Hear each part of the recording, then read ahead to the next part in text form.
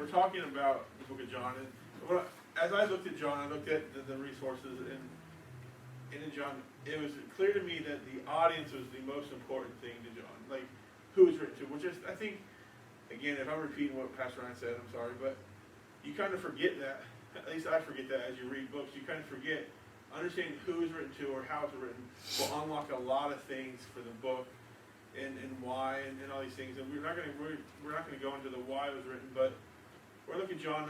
Before we get into the actual book, we're talking about where John was and who John was and kind of his who he did ministry to. He did ministry to Asia and Asia Minor at the time. And Asia and Asia Minor was pretty much what we would call Turkey today. There's no part of Asia, but it was just Turkey. Asia was actually the west coast of Turkey, more the coastal cities where Ephesus was, where some bigger cities were, and Asia Minor was more of the inland part of Turkey.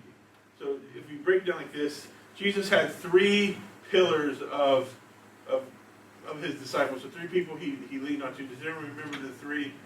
They were Peter, James, and John. And so Jesus, I always call him Jesus' favorites, but he had his 12, but then he always took his three somewhere else. So Peter was some call him the Pope, the first Pope, but he was kind of the father of the church, the modern church, the overall church. That's kind of Peter's role. You see that in where Jesus says, Peter, you're the one I'll build my rock upon. Peter, he goes through this whole thing. Peter denies Jesus. Jesus still forgets Peter, and it's a thing. But Peter, then you go to James, and you have James, and James was the one to the Jewish church. Where after Jesus, after he died, he resurrected, he told them to stay in Jerusalem, and James was kind of the center there, and he stayed there. Then you have Paul in between there, but Paul's not one of the three pillars. But Paul spreads the gospel throughout most of the known world. Then you have John that comes in, he does Asia and Asia Minor, and that's where John stays for most of his thing. He writes John, 1st, 2nd, 3rd John, and then he writes Revelation. To most scholars that he writes those, some argue he didn't maybe write all those, but he has these books, but he stays out there. Even you see that in Revelation when he writes to 7 churches, and they're all in Asia Minor. They're all over there. So he writes it in that. But the importance of that is he's writing to a culture. He's writing to a group of people. Like for me, when I moved from Pennsylvania down here, there's such a culture shock. Moving from the north to the south, saying yes ma'am, saying yes sir, was something we had to get. He would use the word buggy. I didn't even know what the word buggy was.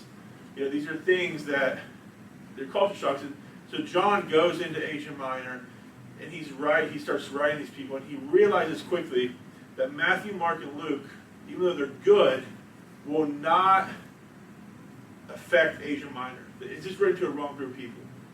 Even though they're great, they're not gonna. The people of Asia Minor are not gonna really respond to his writing, to Matthew, Mark, and Luke. So John takes it upon himself to say, I'm going to write a book that's different than those three, and I can affect these people. And he's writing to a Greco-Roman / Jewish culture. What they think at the time was there's about 20% of the Jews lived in Turkey at the time. So you had a lot of the Jews that lived still in Jerusalem, in Israel, but 20% of the Jews lived out in Asia Minor, which was important because these are probably, I don't want to say liberal, but they thought differently than the Jews inside Jerusalem. They were thinking differently. They're just different. They're transplants. They either left Jerusalem for political reasons, for money, for whatever reason they left. And so it's a different group. So John finds himself writing to Greco-Romans, which are Romans that kind of have a Greek mentality, which is different than Romans, because Romans thought strictly by law, by principle. They thought just by the Roman. But the Greeks thought through philosophy, Plato, Aristotle. They thought through, if you could convince their mind, convince the way they thought, they're okay with that. So they like to argue, they like to go and go through deep thought. And then you had the Jews who were probably displaced from all the other Jews. So he's writing to this mixture of people, these two different groups of people. So a lot of people call this John is a book that is grafted in, or they call them a blended family. It's trying to marry two different groups of people who maybe don't get along always, maybe don't see eye to eye. But how do you convince all these groups of people that Jesus is king, he died for you, that he loves you, that he rose, and he's coming again? So he's writing to all these groups of people, and he's getting there. And so what we're gonna look at today is kind of some of his wordplay. Now this is interesting to me. Me and Ryan sat and talked about it for a while. I know it's interesting. So we're going to look at it, and we'll hopefully break it down in a way that makes sense to everyone. The first one is John 1:1. I had to memorize this in college. In the beginning was the Word was with God, and the Word was God. In him was, he was the beginning with God. And he breaks this down, and this is the beauty of John here. He says this simple statement, John 1:1, in the beginning was the Word, and the Word was with God, and the Word was God. And if you're a Greek or you're Roman at the time, you're going to think this stuff. The word for word is what? Does anyone know? The Greek. The Greek word, yeah, the Greek word for word. Logos. Logos. It's a Bible software we use now, but it's logos. So if you read that when you replace the word, and that word actually kind of meant, Pastor, what did that word mean? Logos. You had spoken word, and you had written word. You had a word that was like an inspired word. But the way the Greeks would have understood that term logos as a knowledge, it's kind of an all-encompassing, almost like how we would say everything's made up of matter. They would say everything is made up of logos. There was a big debate. Plato and Aristotle and all of them would argue the kind of thing that there was something that was mysteriously holding the world together. And that was kind of logos. But they would argue it. They would go, Plato and Aristotle, and they all get together with the people, and they would argue what this could be. But they used the word logos, or the word. So if you read that, and you kind of read that through the Greco-Roman mindset, it says, in the beginning was the word, logos, and the logos was with God, and the logos was God. They would understand that. In the beginning, something was created. It was a mystery. It was with God. In the beginning was the Word, and the Word was with God, and the Word was God. They would understand that because they had different gods. They had a God for all this stuff. They would get this theory. They would get this understanding. What they get confused on was the second part. It says, he was in the beginning with God. And what I want to stop there and understand, the Greek part of this, they would stop and say, no, this is wrong. It's not, there's no he here. It's a mystery, it's a being, it's something that just exists. We don't know what it is. It's a spiritual force that just exists. It's abstract. It's abstract, but it's just out there. We can argue it, but we don't know what it is. And then John says, no, he. And he is referring to Jesus here. He is referring to Jesus.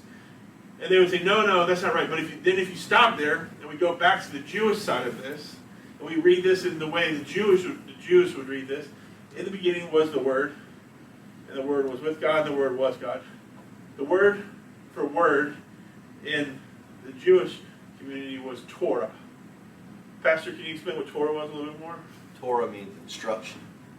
And so they would have understood Torah as being not just the written commands of the Hebrew Scripture, but it would have existed before the world began. So Torah would have been with God before the world began, which kind of fits in when what he's saying here. They're kind of tracking along, like, oh yeah, we know what you're talking about. And then he gets to this, he was in the beginning with God. They're like, wait, no, stop. So this verse 2 would have thrown both Greeks and Hebrews off their game, because they're like, no, you're talking about a he, and we're talking about either the Sophia knowledge, this logos thing that's abstract, or we're talking about Torah, which was with God, which is wisdom. If you're reading through the scriptures with us in Proverbs, Proverbs talks a lot about Lady Wisdom. And so wisdom, this idea of wisdom is connected with Torah. And so that's kind of their And so when he brings it, he makes it very personal. It's like, wait, so what are you doing? So John finds this balance of like pagan superstitions for the Greeks and just history and cultural divide for the Jews, where they would have known the Torah, they would have known the history, and they have this, and he's trying to convince them that Jesus is the only way. He's trying to convince these pagan gods who have multiple gods across the board. They have gods they don't even know they have gods to. They're so afraid of missing a god. They have unknown gods. He's trying to convince all of them that Jesus is the only way, which is a very hard thing to do. You see that in Matthew, Mark, and Luke, where they try to do the same thing, and they do it well, but they're not dealing with the same thing. As you have like Mark writing to the Jewish community, they're going to have an understanding of Jesus because they know the history. They know the Old Testament. They can put together some of the things. But these Greeks that are out there, they have no concept of a monotheistic God.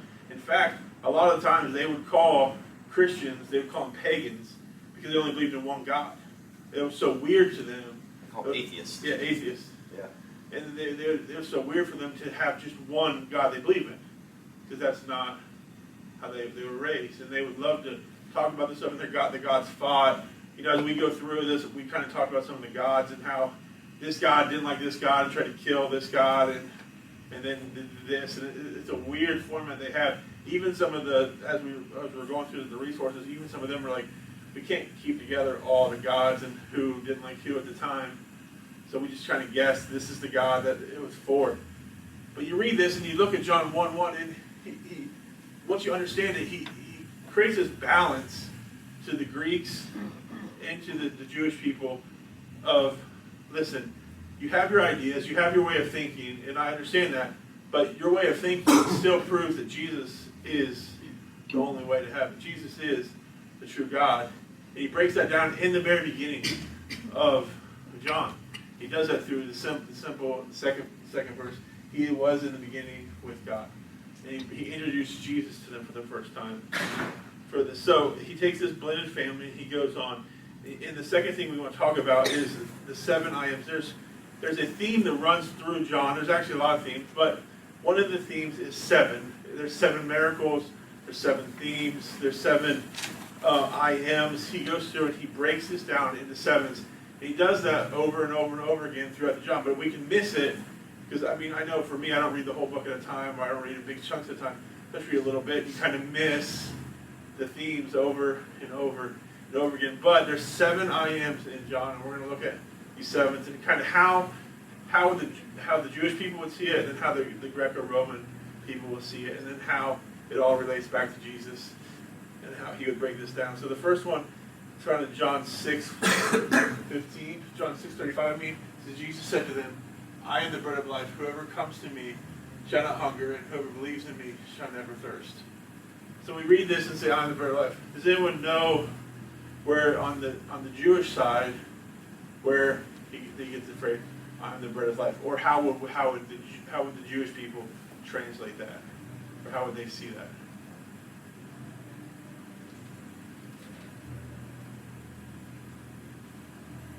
The manna in the Old Testament, when it comes down and he provides manna for them every day, it's proving to the Jewish people that he can provide for them, and he can do this.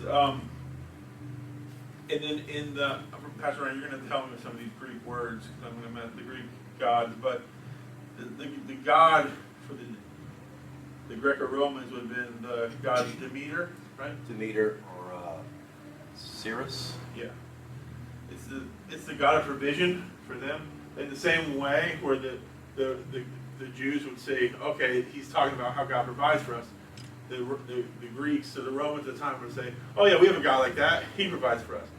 But at the same time, he's saying, Jesus said to them, I am the way. So he's taking both of them and pointing them right to Jesus and saying, no, you have this way of thinking. Let's change this thinking and go right. It's right about Jesus. The second thing is found in John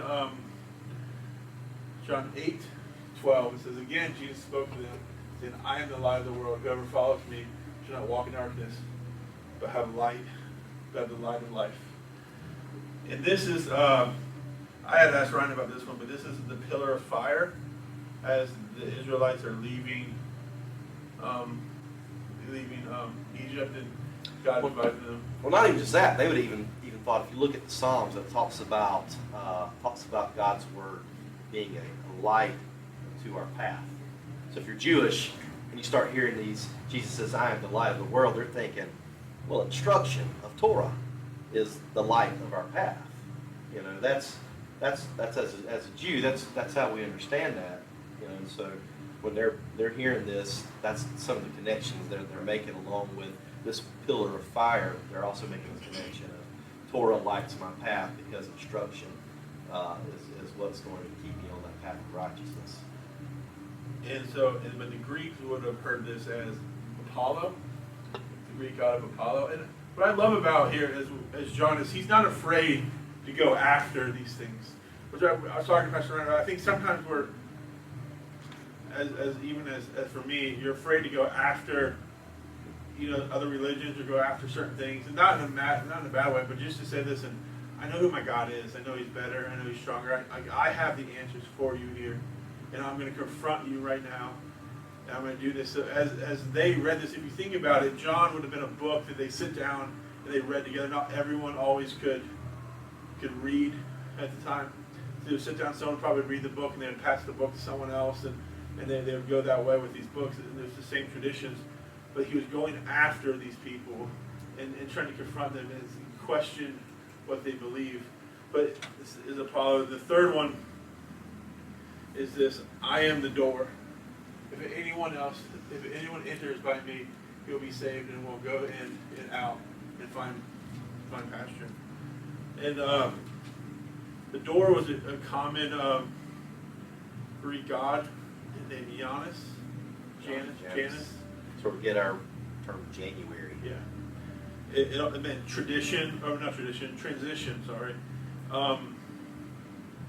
It was like a two-faced God, a God that could see behind you, and a God that could see in front of you, so He could watch everything you're doing. And we can easily represent that to God. And again, as Pastor Ryan talked about the Torah, it talks about how the Torah is the infinite wisdom, and how it will guide you in your steps, it will guide you in your walk. And it has all the wisdom in the past and all the wisdom in the future. So as I read this, both parties are going to be looking and thinking this. The next one is, I am the good shepherd. He says, in John 10:11, I am the good shepherd. The good shepherd lays down his life for the sheep. The God here is Pan. He's like a half sheep, half goat, half man God. That it was confusing and all his stuff. What's interesting about the God Pan is, if you go back and if you remember where Jesus, he asked his disciples, he says, "Who do you say that I am?" And they'll say, what did they say? They said, "You're the Christ." Or, Peter said, "You're the Christ, you're the Son of the living God."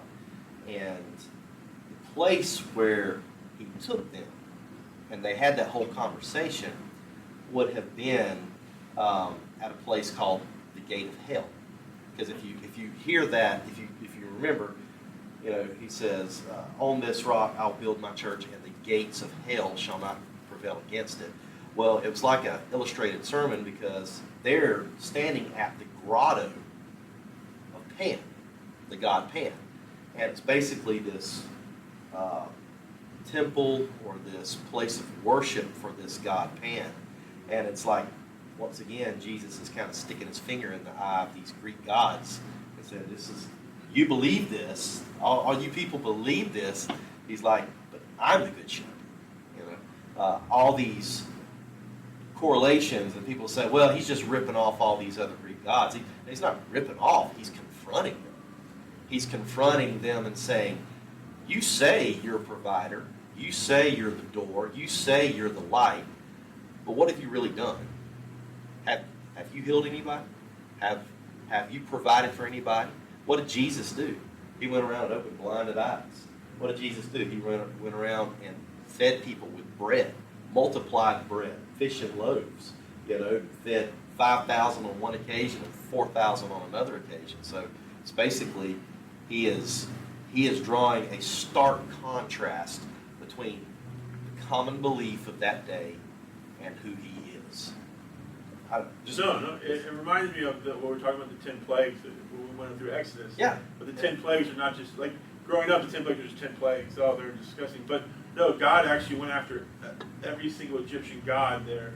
He went after them and said, no, you believe this, but I'm stronger than this. And again, I cannot break down what the Egyptian yeah, as a gods reference. Each one of those plagues has a direct reference to an Egyptian god.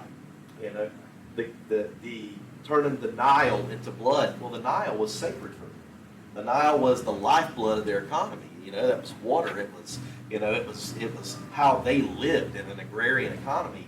And so, God turns it into blood, and it's like, who has the real power? Who are you really trusting? And so all these, even frogs, the plague of frogs, they had this god of the frog. It had a frog head, and so once again, it's just this, and so Jesus isn't doing anything new here. He's actually doing what we see God the Father that's been doing, Yahweh doing all throughout the Old Testament, just this confrontation of the kingdoms that we follow here in this world. What I like about it, and it's a little bit off, but it really just shows me what God's willing to do to show himself to us. Sometimes we get this idea that we really have to prove ourselves to God. Like, we really have to, God's sitting there and he's kind of turned his back on us, he doesn't like us, and we have to, fast, pray, read, do all these things, and God might look at us and love us. But if you really read Scripture, you go through it, God's showing, like, you believe this, but I'm greater than this. Let me show you that I'm greater than these people. Let me show you that I'm better than this. Like, let me go after these things. And throughout all the Old Testament, I know we're not in John, but God is showing, like, listen, let me be this person. Like, let me be the one to provide for you. Let me do it. And they're like, no, let me have kings. Let me do this. Let me do that. And they shove it away. But when Jesus comes and he dies and rises again, now we have this audience with the Father. We can do this.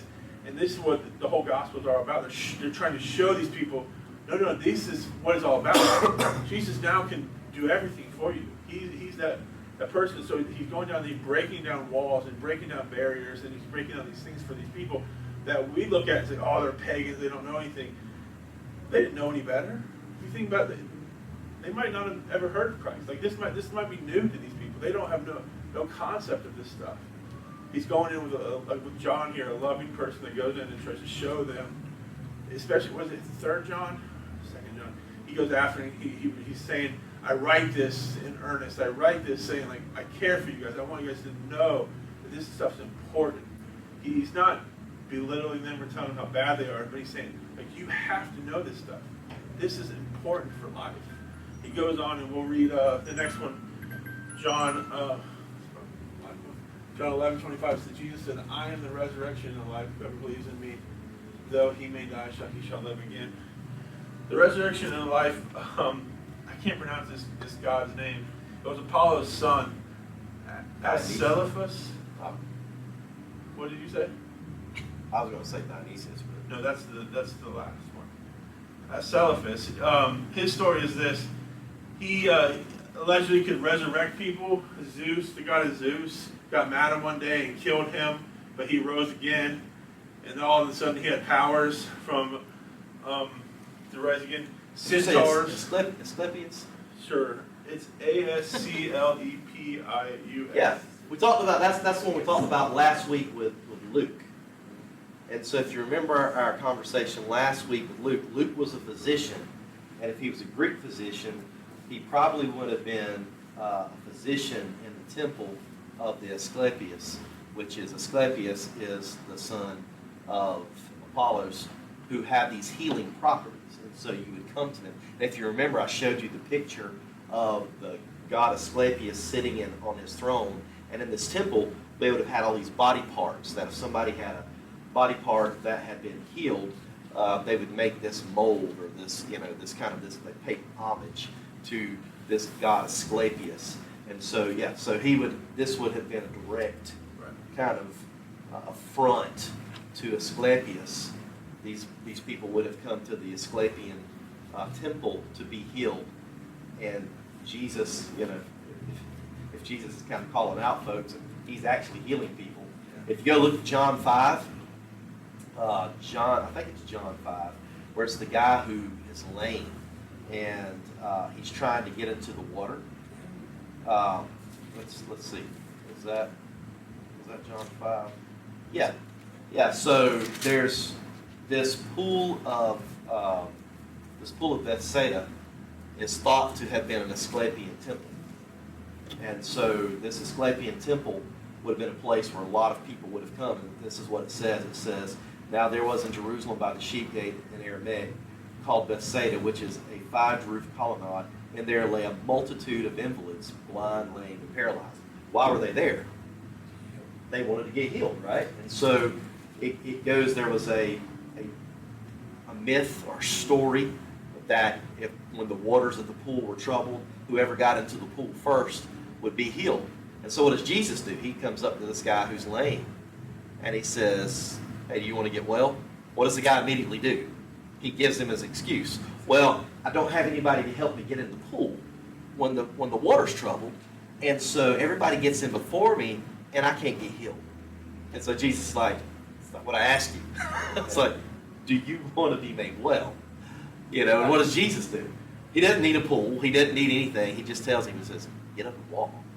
You know, and he does this, and if this is an Asclepian temple, like a lot of the scholars believe, he actually heals in front of this. Once again, it's kind of thumb in his nose.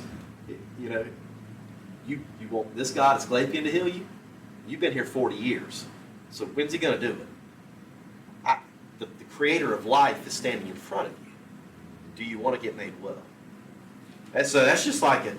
When you know that, and you see the backstory of that, it's like a huge, oh, all right, Jesus, what you doing here? You know, you're just calling out all the Greek gods.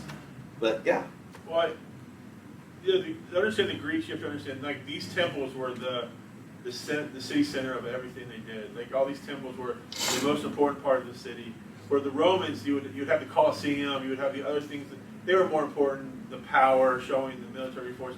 They were the center. And then the Pantheon, if you are a little further out, little things a little bit different. They believed in gods, but it was more about the law and the authority. But for the Greeks, it was all about these gods, all about these things. So their temples were at the center. Their temples were walking by.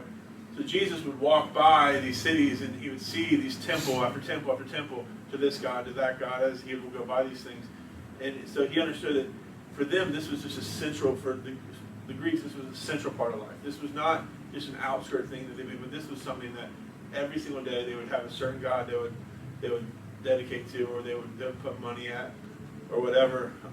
What I liked about what this God is, when Zeus killed him allegedly, centaurs raised him from the dead, and then centaurs gave him the gift of healing. I like the fact that centaurs are doing stuff. When you see them with centaur. But the next one is this: I am the way, I am the truth, and I am the life. No one comes to the Father except through me. And I was talking to Pastor Ryan about this earlier. I read this as like my whole life. Jesus is the only way to heaven. Jesus is it. Jesus is the only way to heaven. I'm like, oh, that makes sense. You know, there's no other gods. But if you read it in context of what it means, in context of understanding who he's talking to, he's talking to the Jews and he's talking to the Greeks. The god would be Athena, the god of the god of truth and the god of way. Kind of where we get library from. We get the word Athena. Her temple would have been in the middle of a library at the time, probably, or where she set up. But you read this and you kind of understand that Jesus said, no, understand, I am, Paul's writing, I want you to understand that Jesus is the truth. You have to understand Jesus to understand everything. Like you might have for the Jews, he said, you might have the Torah, you might have the Old Testament, you might have all the laws, but you don't understand anything if you don't understand Jesus. He's talking to the Greeks, like you might understand all these other gods, you might know these gods, you might do your best, but if you don't know Jesus, if you don't know him, you don't know anything. That's what it's about. It's not, this verse is, for me, it's not always about getting to heaven. It's about saying, like, you don't understand. Like, if you don't know Jesus, you're not understanding life. So he's going after Athena there, and he's going after the Torah there.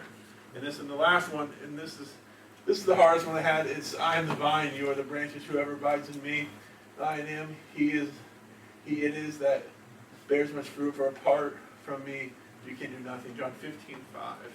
I am the vine. It is the God of Dionysus, right? Dionysius. It's the God of wine. Or Bacchus, maybe, the Roman counterpart of Yeah. Bacchus. It's where we get debauchery from. Debauchery comes from that, yeah. But what I understood is this is a common God. This is a God that's probably most celebrated. One of the God that's most celebrated for the Greeks at the time. I think at this point, John is just kind of saying, like, listen, this might be the most popular one you got, but like, I'm better than him. Like, you understand that? Like, I'm greater than this guy, and for the again, and then for the Jews, for the people that understand the Torah, he's just going after, again, knowledge. He's going after wisdom. He's saying, you want to be connected to something. You think you're connected to the truth, but you're not really connected to the truth. Let me show you who the truth is. So John sits there, and in these seven I ams, John lays out a very beautiful understanding to two different groups of people. Like I've spoken a lot. I haven't spoke recently a lot, so I'm really nervous now. But when I have, like, it's hard to speak to little kids and adults. It's hard to speak to two different mindsets. And he masterfully writes to two totally different groups of people. In just one setting, like I would have wrote down two different books. I'm like, okay, these are to the Jews, this is to the Greeks, like let's pass it out, let them understand it. No, he just combines it all. It's like a movie that you can go watch with your kids, and you can find the humor in it as an adult, and the kids can still find the humor in it as a kid, and you both can enjoy the movie. And that's what John is doing, is what Pastor Adam just said. I mean, masterfully crafting this gospel message in a way that appeals to both sides.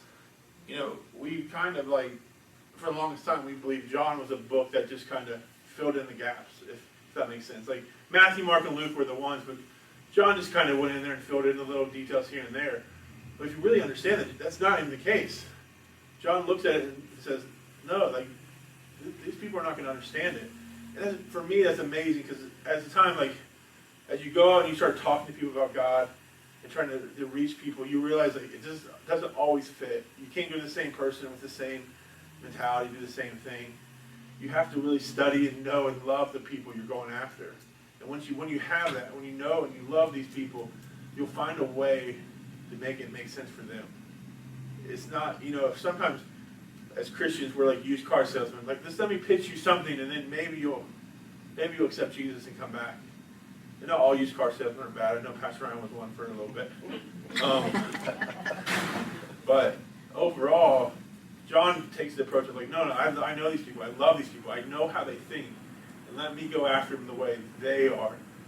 So they are, for a lot of times, I think, sometimes we have the mentality of we have to take a bath before we take a shower.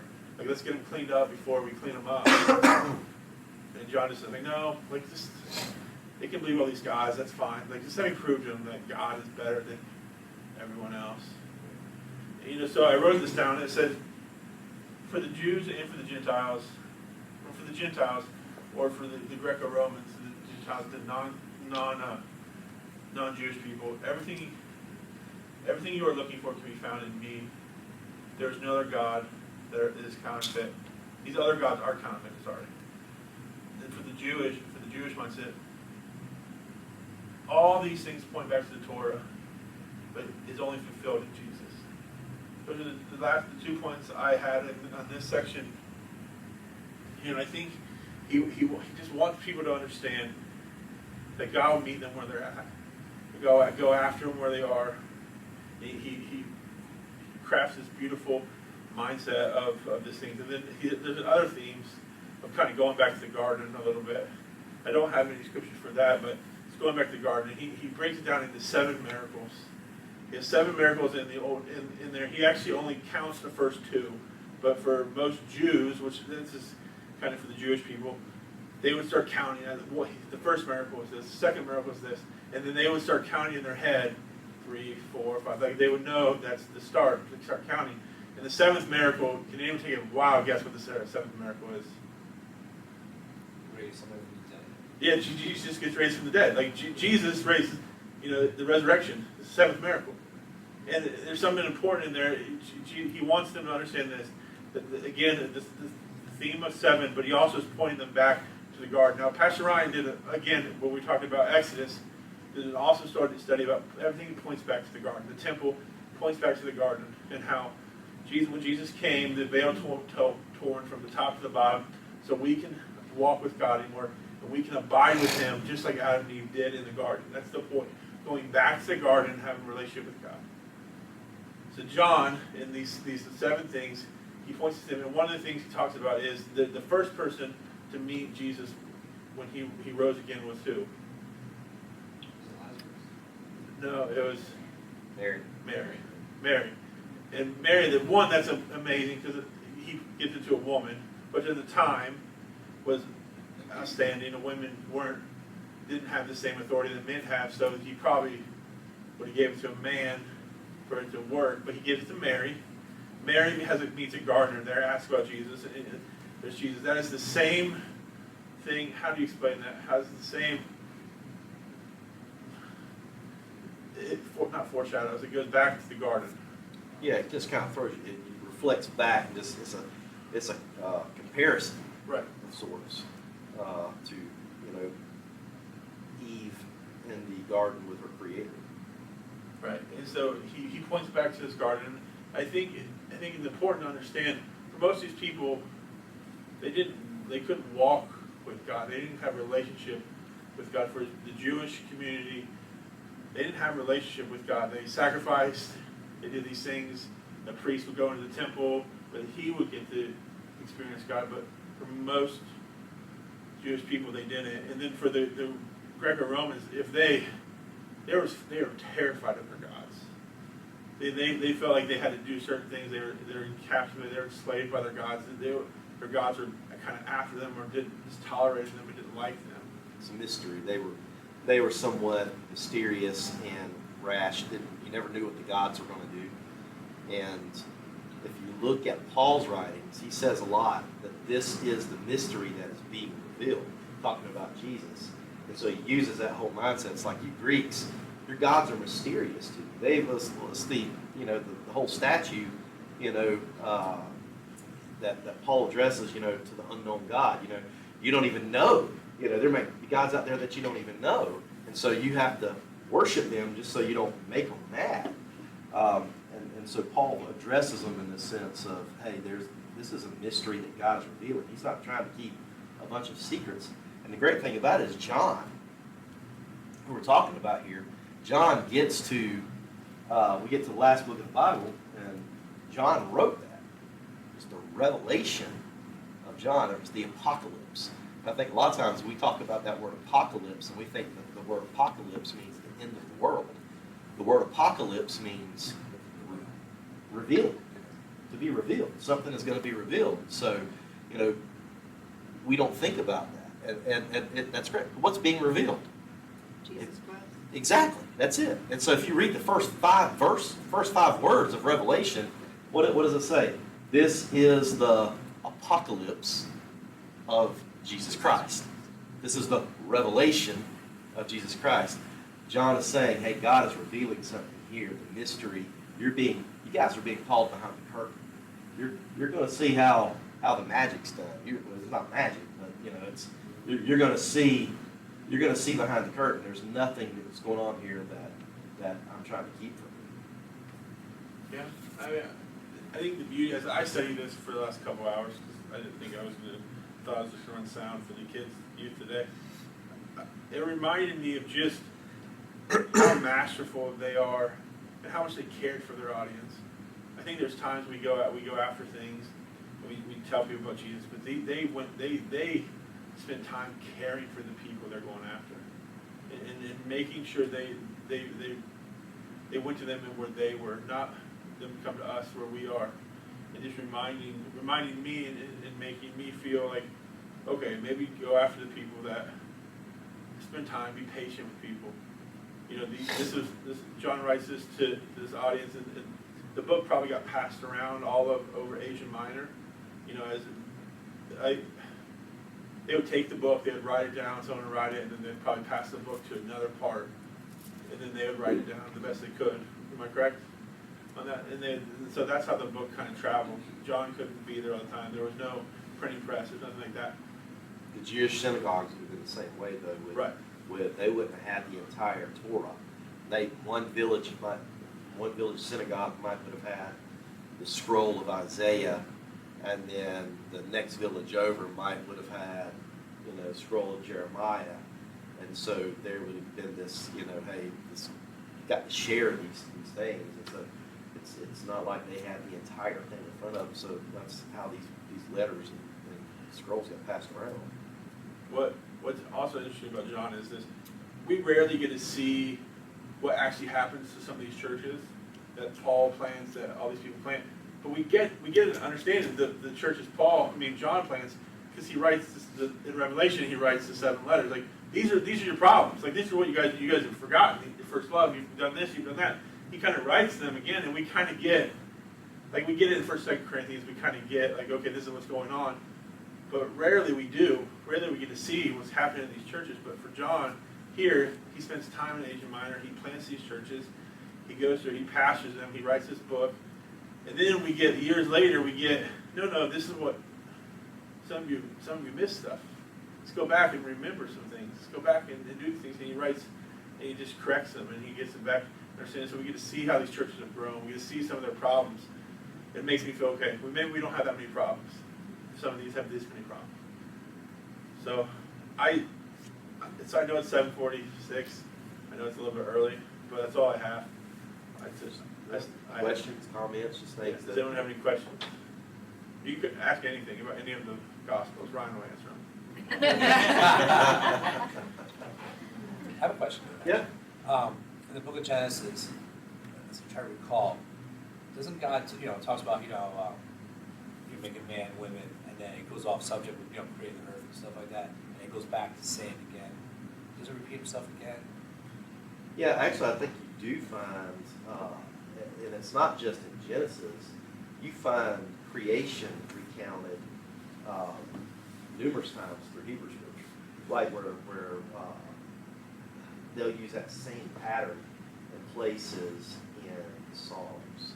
The psalmist will craft, the psalm that kind of follows that pattern of the days of creation. Yeah.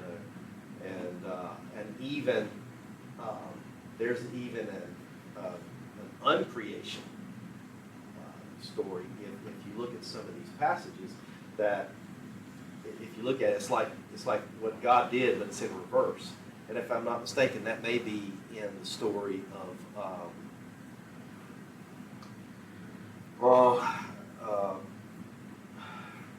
the ark.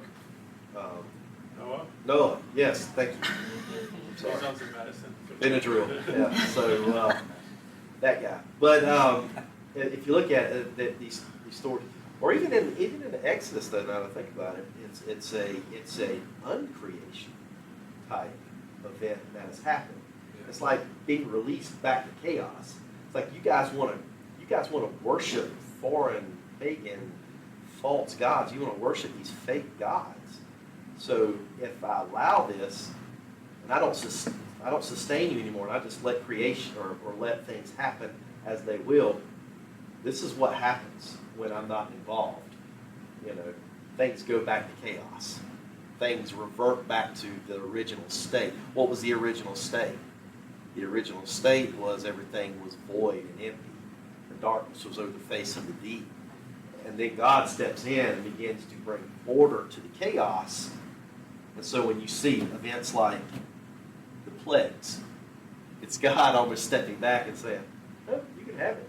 And this is what happens when you have it. When I don't sustain you, that's once again, it's this, Pastor Adam's talking about this contrast between some of these gods that they believed in that were supposed to be their providers. Jesus is saying, I'm the bread of life. I've always been the bread of life. Not I'm bread of life now. I've been the bread of life. And I'm going to continue to be that bread of life. I'm going to continue to sustain you.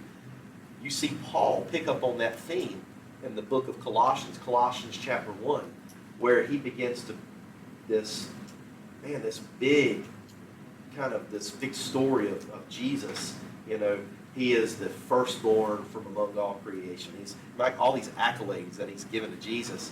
And he gets down to it, he says, everything was created by him, everything was created for him, and all things are held together. For me, that's like, not Jesus just didn't create me, and Jesus is going to be there at the end. But Jesus is everything in the middle, holding it together, the sustaining power. Which once again goes back to kind of what you were talking about. Who sustains us? So I mean, that was kind of roundabout. I don't know if that answers your question. Well, actually, another question. Now, the old covenant, new covenant. We had the new covenant. It says, forget about the old covenant, right? No. No, it just says. No, Jesus said, I didn't come to destroy that. I came to fulfill the that. new covenant. To fulfill the old covenant. So in Christ, it's not that the old covenant, was it's bad, and so we're just going to get rid of it. So it's gone. We're just going to. It's not even. Jesus says, I've come on the scene to fulfill that because that's God's first covenant. Yeah. And that's God's first promises. That's God's first attempt at relationship. And what I see Jesus as is the fulfillment of that relationship. It's kind of like, when we think about the law, it's like the law it's like a mirror. If you go stand in front of that mirror and you're having a bad hair day, that mirror is going to tell you, you got bad hair today, right? You look rough, buddy. But the mirror can't do anything to fix you, right? That's what the law is. The law just tells you you're bad. The law says, look how, this is bad. What Jesus does is he comes to say, okay, I'm the fulfillment of the law. I'm closing the gap. I'm closing the door. I'm completing the circle. And not only am I calling out what sin is and what's bad in this world, I've come to fix it. I've come to fix you. And so that's what happens when God steps into our world, steps into our life. It's not just telling us we're bad people. It's showing us where we've come up short.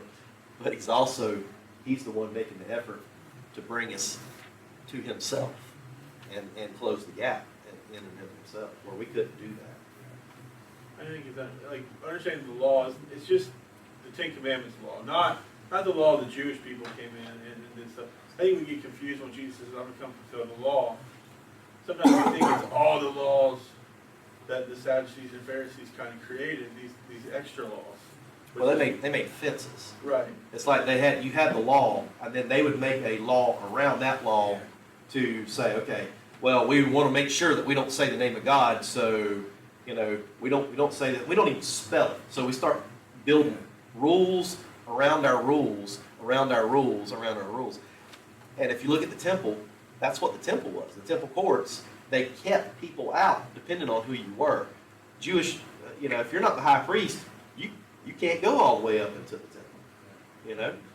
If you're a Jewish man, you can go so far up. If you're a Jewish woman, you can't go quite as far as they do. If you're a Gentile person, you can't even go as far as the Jewish women can. So it's like all these fences. But what do you mean, because you said, we know he came to fulfill those things, but it also says in Luke 22:20, when he's doing communion and everything with them, this cup that is poured out for you is the new covenant in my blood. And then later in Hebrews, it says, in speaking of a new covenant, he makes the first one obsolete. And what is becoming obsolete and growing old is ready to vanish. He's fulfilling it, but he's also doing something new as well. And I think that's where you get into English translations, though. Sometimes some of our words don't do justice to the idea. It's not the idea that, hey, that's just gone. No, it's the better idea is that Jesus completes the circle. That law could only go so far.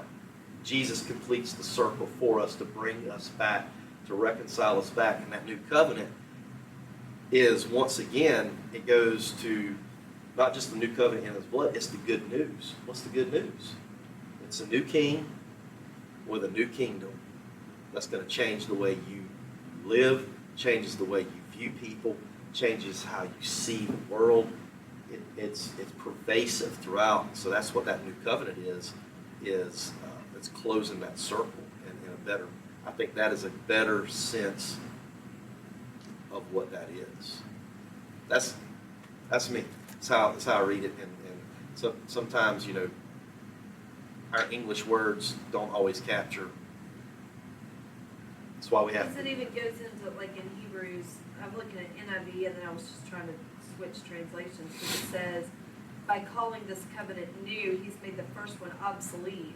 And what is obsolete and outdated What- soon disappears, what it says. Once again, think more incomplete, and what Jesus does is he comes to complete. He comes to fulfillment. It's not that. I mean, because think about it. Why would God give us something bad? It's part of that process of God always wanting to reconcile us back to Himself. But I have a problem personally with the word obsolete. There, I think it misses the mark on. So we would have to go back to the original translation to figure out what it actually means here. So I haven't done my Koine Greek in a long time. So, which I actually never did Koine Greek. I skipped that class in college. That's good. I think the beauty of this is it's just that the more you study, the more you look at this stuff, the more you understand it. It's like an onion. There's so many different layers. The more you peel back, the more you spend time, just look at some stuff. It opens up so many more doors, opens up so many more windows to Christ and who He is. And you know, we read the Bible sometimes at face value, and it's very powerful at face value. But I think it's so much greater when you just understand a little bit. And I know, like, I miss stuff. I know Pastor Ryan missed stuff. We don't understand the culture as they would have it, and I know they wrote in that, and they tried their best to keep it that way. But the more you study, the more you just look at even simple commentaries. Sometimes I have a commentary Bible that has who was written to, why it was written, cities, just little things. You know, it just opens up the world of stuff and just understanding some of these books a little bit better.